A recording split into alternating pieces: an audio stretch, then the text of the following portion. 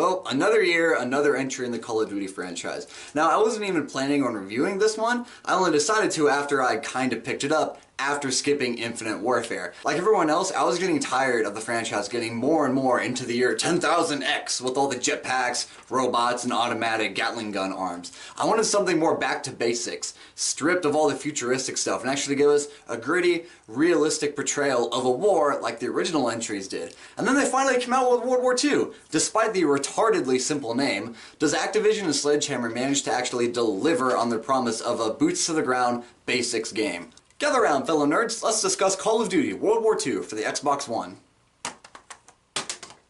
I dropped it.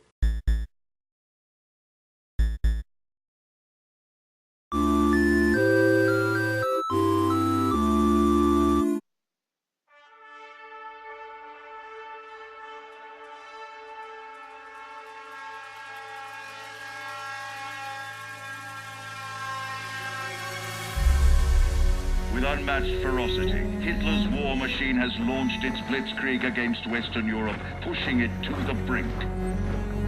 As we brace for our darkest hour, we must summon our strength to be the bulwark against oppression. The Nazi onslaught will be the greatest test we'll ever face. But with our allies, face it and defeat it we must. So before I dive into the three main aspects of the game, let's go ahead and just gloss over everything. Right away, I can't really deny just how good the game looks overall, even though there are some pretty damn lazy moments that you'll find throughout the game.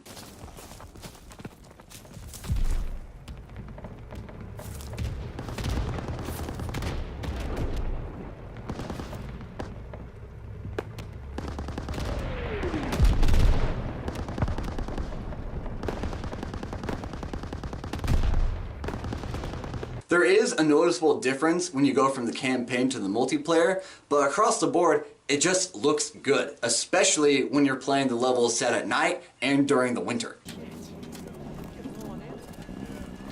Daniels, what are you doing in this neck of the woods? Got some ammo, fellas. Oh, looky here. The regular old Saint Nick. Throw it under our tree. Also, the game does control really well. However, I will point out that giving a Call of Duty game points for controlling well is like saying congratulations to a baby for shitting itself. You just expect it. And if a Call of Duty title, the best-selling first-person franchise ever, screws up on the controls, that was dumb. Now, since this is the first World War II era COD game in a while, naturally, those of us who have been playing the series for a while are going to compare it to the one beforehand, World at War. Compared to that game, this one is much smaller in terms of scope. While in the previous game, you experienced the conflict from both the Pacific and European theaters, playing as both the United States Marines and the Russian Red Army, and World War II, you only experienced the game from the American point of view as a private in the Big Red 1 division from the invasion of Normandy up until just before the German surrender.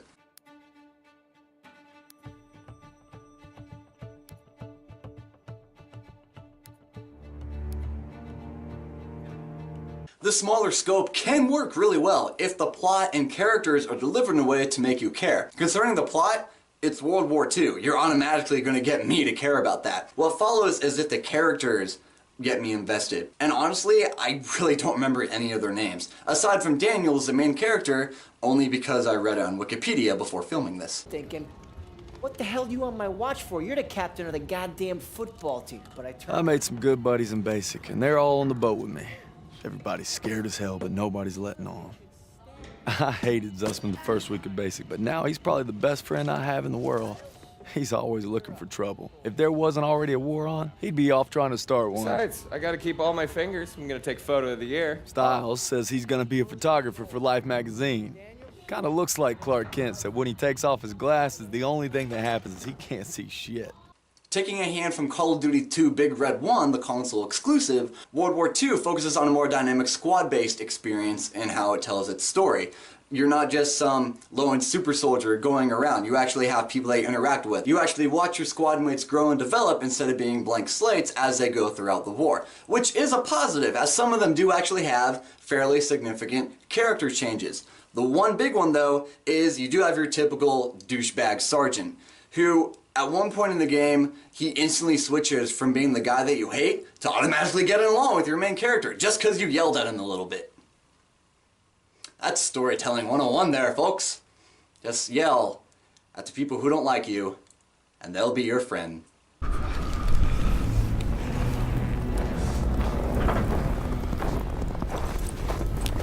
You disobeyed a direct order. Then I guess you better court-martial me. Desertion is a capital offense. So maybe I should just do us all a favor and finish the job. Turner would have never given up like Turner is dead! Then make that mean something! No sacrifice too great! You don't know anything about sacrifice! How about this? Don't make me regret giving you a second chance. You know I won't. Let's move. Also, the campaign is fairly short. Not nearly as bad as some other games. Thankfully, it's actually over 4 hours long. But being 5 hours long isn't much better. Especially when, again, the characters are so utterly forgettable, you need Wikipedia to remind you of what their names were.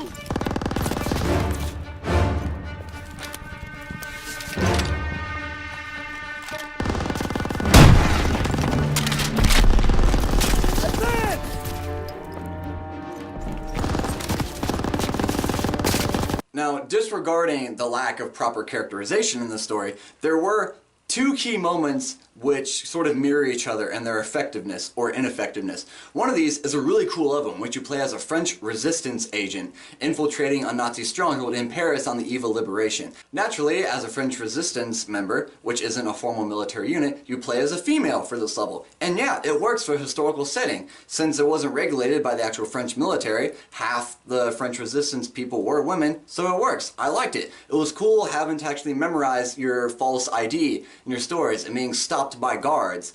Although, just out of curiosity, I purposefully flubbed up one of the interrogations, and your computer partner automatically saves you. Kinda takes away the tenseness of the situation if you're automatically saved anyways. Still, it was a nice addition to the campaign. Bitte. Und bitte reichen Sie uns Ihre Tasche.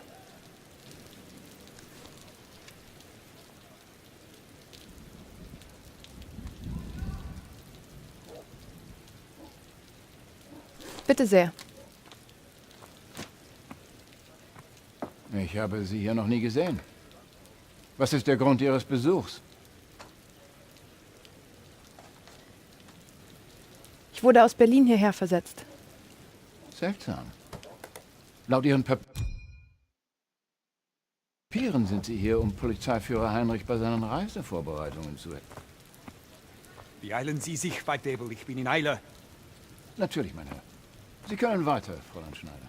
The other example comes when you're partnered with two members of a British Special Forces agent going on a mission to disrupt a Nazi armored train in the region. It's another cool setup for what is a deviation from the standard run and gun mission setup and standard Call of Duty campaigns. The only problem is one of the two British special agents is a woman. Now, I'm not a complete expert on British World War II history, but I'm fairly certain there really weren't any women in the British Special Forces serving in France. When I saw this, I was kind of expecting that maybe your standard white macho American dudes, especially your main character from Texas, a very southern area, would point out the fact that it's sort of weird from their point of view to see a woman serving in the front lines or a sort of black ops unit. But no, it's just kind of accepted. Like, oh hey, there's a chick here, she's going to be doing what is currently in the 40s, a socially unacceptable thing for women to usually do. What?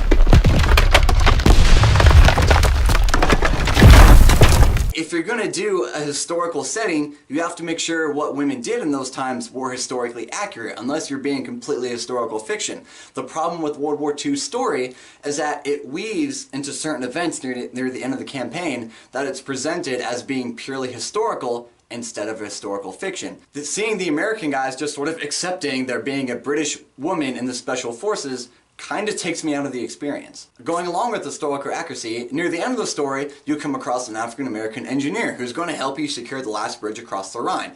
Again, I was sitting there thinking, oh cool, the story is going to go into a more mature aspect of the war at the time, how the American military was still very segregated, and how white and black units really didn't get along. Especially our guy being from Texas, he would probably have some very kind of out there viewpoints compared to today's standards. But no, they just sort of accept it.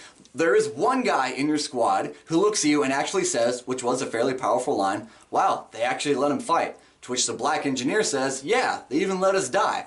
I thought that was really cool, but it's the only time the game gets into these racial tensions. How much cooler would it have been if instead of just one African-American engineer, you're accompanied by a whole company of black engineers for several missions, and you have these racial tensions building up, and it's only by experiencing war and having your friends on both platoons die that you finally come together and realize skin color doesn't matter if you all bleed the same.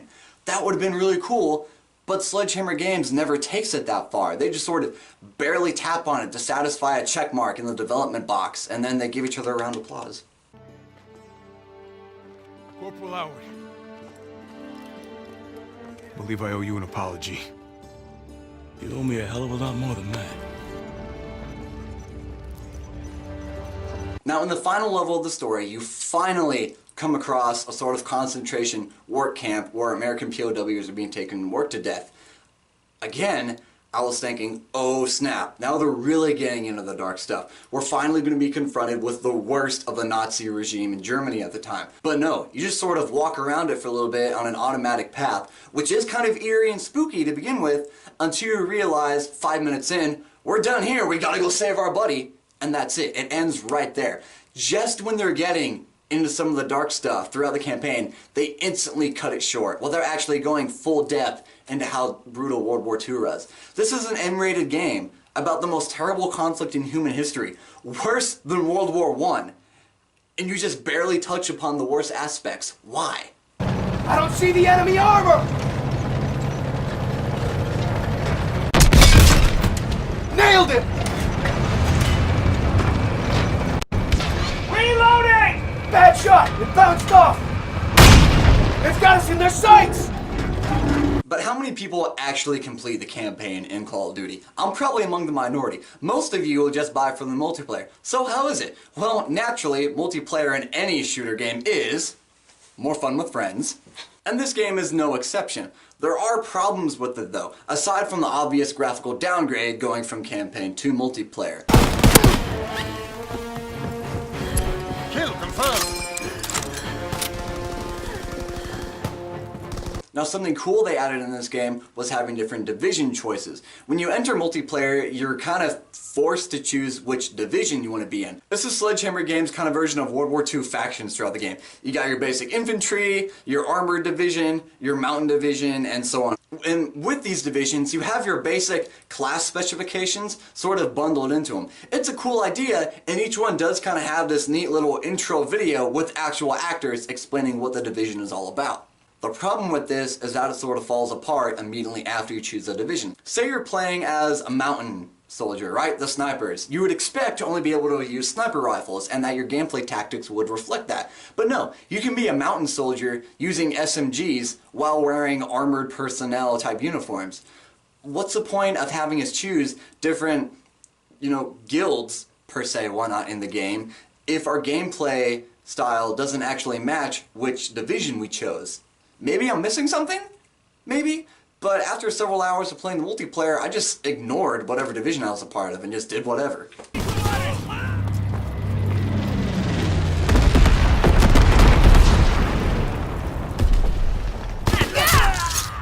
Recon aloft! We have eyes in the sky!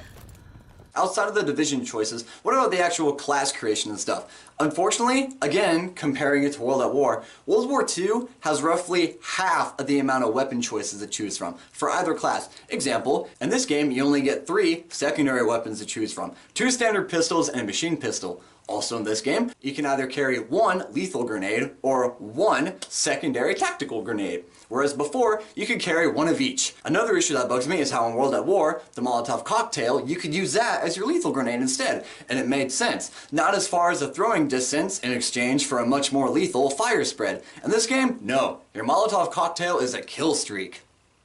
That's a really dumb idea. However, I will point out that in this game, the SMGs do seem a bit more fairly balanced. They don't naturally dominate any battlefield, and long-range rifles like the M1 Garand do stand a much better chance, and they sort of serve as that in-between for someone who doesn't want to play an SMG player, or they don't have the patience or skill to quickscope, and they want to be a rifleman. The weapons are more balanced. I will give Sledgehammer Games credit for that. And sweep.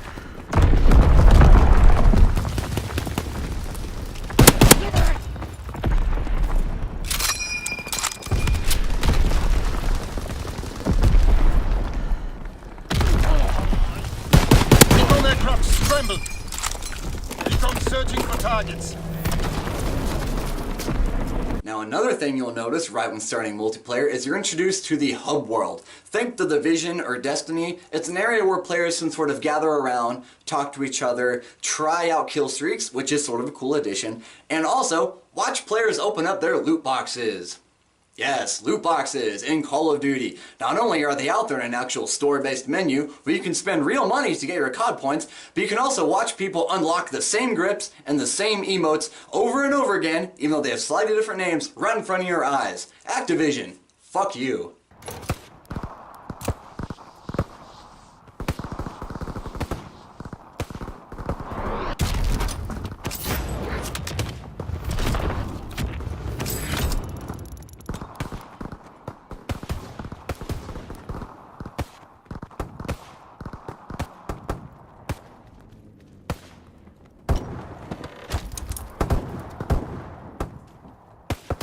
Another cool addition to World War II is the introduction of War Mode. Think Battlefield 1's Operations Mode, except much smaller scale since it's Call of Duty. There aren't as many maps to choose from, but the ones there are fairly cool. My favorite one is actually on the beaches of Normandy, where the defending players, as the Germans, actually have to hold two bunkers against the invading force of American players. One bunker is only machine gun nest, while the other one is a solid wall, with MGs poking out little holes. And it's up to the American players to either bomb through the wall or build a ladder up into the gap in the other bunker to capture them, and then from there you push behind the beach and actually capture a radio station. It's a cool idea in theory, and on this particular map it even works in execution. The problem with the other maps in War Mode is that this sort of gameplay style just doesn't work with Call of Duty's run and gun style gameplay, where it's very much more twitch-based combat instead of actual battle lines and teams working together. Especially since, for whatever reason, in this game, there don't seem to be that many people using their mics. Thankfully, there aren't as many squeakers in the game, thank God. But the only things you really hear coming through microphones are people cursing at your lucky shot or the occasional awkward cough.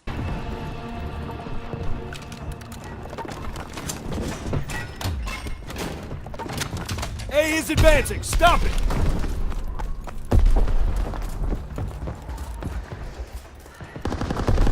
A is on the move.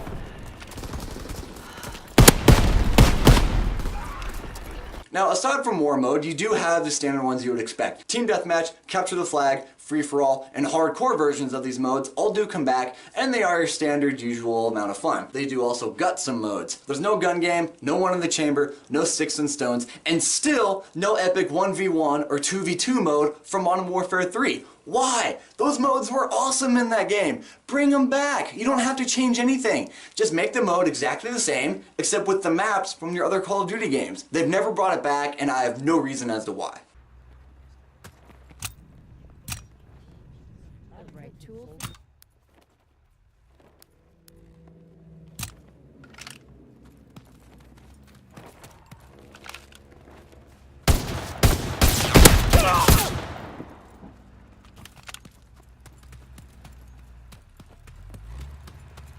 Now let's dive into the third gameplay option here. Nazi zombies are back, and the first thing I have to say is David Tennant is in Nazi zombies. The 10th Doctor himself is killing zombies with a shotgun, and he's using his real Scottish accent. I'm so happy right now. Are you happy? I'm pointing at you. Yeah, He's happy! Yeah, I know what I did, but hold your applause. I'd rather try knobbing a rolling donut before I bust my arse with your pennies again. It's not worth it, mate. Now, immediately, once you get past the awesomeness of seeing the Doctor kill zombies, you do notice just kind of how bare bones, and not in a good way, this new mode is. The previous developers of zombies didn't come back. Instead, this one is handled by a separate third team. And I will give credit, the zombies themselves do look a lot more terrifying, especially with the new graphical engine. And I do like how there are different types who, as you get farther and farther into the game, will start spawning and will start chasing you. One of them is carrying a bomb that if you don't kill before it gets too close to you will insta-kill you. The other one is a sort of hulking behemoth who only after you wound him will suddenly get a burst of energy and chase after you real quick. They are intimidating. The problem is nearly everything else. You remember how in previous Nazi zombie modes, say you got insta-kill. Not only would you get it and a little flash would come up, but the voice would say, insta-kill! Or max ammo! In this game, you get the upgrade and that's it. You just kind of get it. There's no cool little voice. There's no little flash. You just pick it up.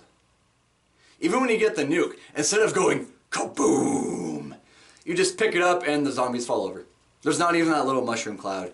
You just kind of get it.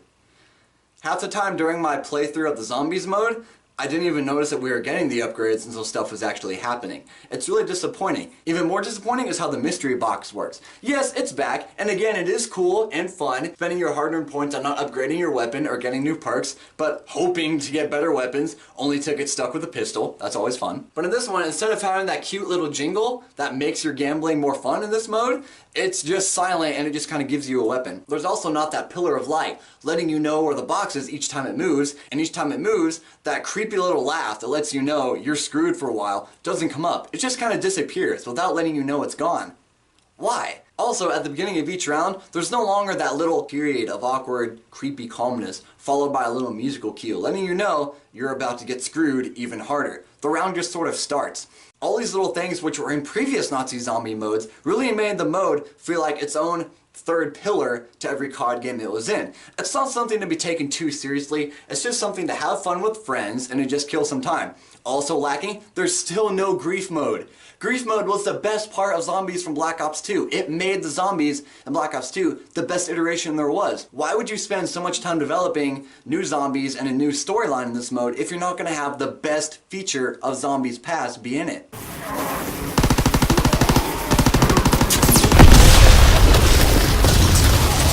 I know I've been pounding on this game with a bunch of negatives here, but the truth is I don't hate it. Yes, the game does look good, it has cool moments in the campaign, it does lightly touch on some deeper issues, I will give them credit, it controls well, whoop-de-doo, and David Tennant killing zombies! It's just so painfully average. Developers, before the game came out, they were touting it as a return to form, but overall, the game just doesn't reach that level that we were all hoping it would again.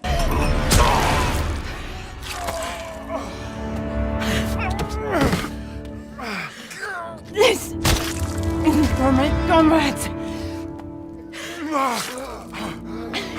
This is for my son.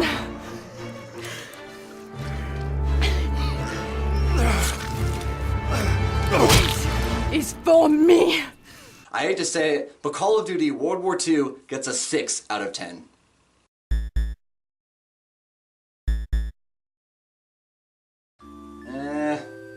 Maybe it's beatable in one sitting. Possibly. Well, that'd be a fun one to do. Oh hey, you just caught me trying to decide what game I should review next in my next video. If you have the time, go ahead and click that subscribe button down below, as well as ring the little bell, that way you'll always be notified when I upload something new. Also, don't forget to leave a like and a comment if you so wish, and help spread the word about this channel to help me grow and get our community bigger and more thriving. As always, Remember, no digging in at the shore. You've gotta advance.